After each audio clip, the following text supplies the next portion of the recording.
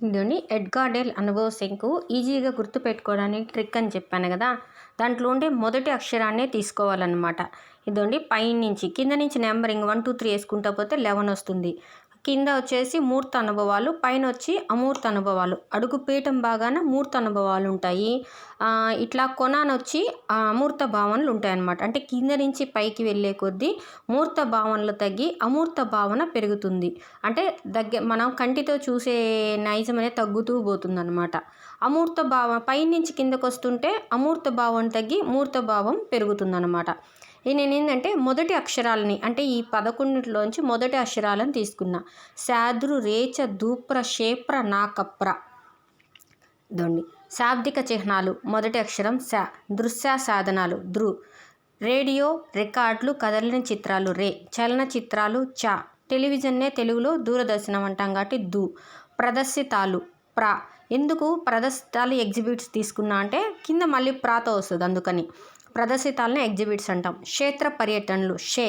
ప్రదర్శనలు ప్ర. నాటకీకరణ నా. కల్పిత అనుభవాలు క. ప్రత్యక్ష ప్రయోజనాత్మక అనుభవాలు ప్ర. ఇక చూడండి ప్రదర్శితాలు ఉంది, ప్రదర్శనలు ఉంది, రెండు ఒకటి కాదు. ప్రదర్శితాలు అంటే ఎగ్జిబిట్, మనం బొమ్మలు తయారు చేసి సైన్స్ ఫేర్లా పెడతాం కదా, అది ప్రదర్శితాలు. ప్రదర్శనలు అంటే మనం అక్కడికి వెళ్ళి చూడడం అన్నమాట. కొన్ని నాటకాలని ఇంకోటి ఏదో చేసి చూపించేటి అలా చూడడాన్ని ఏమంటామంటే ప్రదర్శనలు అంటామన్నమాట. ఇది కానీ మనము ఈ హింట్ గుర్తు పెట్టుకొని బైహార్ట్ చేయాలి అంతే. శాద్రు రేచ దూప్ర క్షేప్ర నాకప్ర అని అడిగేస్తే ఎడ్గార్డే అనుభవ శంకువులో పీఠ భాగం నుంచి 5వ స్థానంలో ఏముందని అడిగారు ఇందాక బిట్టు. 5వది ఏంది, ఇక్కడి నుంచి నుంచి లెక్క పెడితే 1 2 3 4 5 క్షేత్ర పర్యటనలో ఉంది. తర్వాత ఇంకొక రకంగా బిట్ అడుగుతాడనమాట.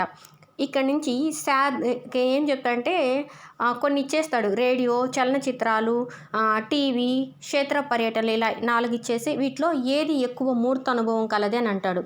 ఏమి ఇచ్చాడు, రేడియో ఇచ్చాడు, చలనచిత్రం ఇచ్చాడు, టీవీ ఇచ్చాడు, క్షేత్ర పర్యటన ఇచ్చాడు. వీటిలో ఏది ఎక్కువ మూర్త అనుభవం కలదు అన్నప్పుడు మన దగ్గర ఉంది కదా, కింద నుంచి పైకి వెళ్ళే కొద్దీ మూర్త అనుభవం తగ్గుద్ది అన్నాడు. అంటే ఇక్కడ వాడు ఇచ్చిన వాటిలో చూద్దాం ఏది కిందకు వస్తుంది, క్షేత్ర పర్యటన వస్తుంది. సో ఎక్కువ మూర్త అనుభవం కలది క్షేత్ర పర్యటన. ఒకవేళ క్షేత్ర పర్యటన, నాటకీకరణ, ప్రత్యక్ష ప్రయోజనాత్మక అనుభవాలు వీటిలో దేనికి ఎక్కువ మూర్త స్వభావం ఉంది అన్నారు అనుకోండి, అప్పుడు ఏం చేస్తాం, సేమ్ ఈ అనుభవ శంకువుల్లోనే చూసుకుని ఫస్ట్ 1వ ప్లేస్లో ఏమొచ్చిందో చూసుకుంటే ఇది ఉంది. సో ప్రత్యక్ష ప్రయోజనాత్మక అనుభవం అనేది ఎక్కువ మూర్త స్వభావాన్ని కలిగి ఉంటుంది. అంటే వాడు ఇచ్చిన ఆప్షన్లో ఎక్కువ ఏది దేనికి ఉందో అది అడుగుతారనమాట. ఎక్కువ బిట్లు అలా వచ్చాయి. నేను చాలామంది సార్లు క్లాసెస్లో విని చెప్తున్నాను ఇది. Thank you.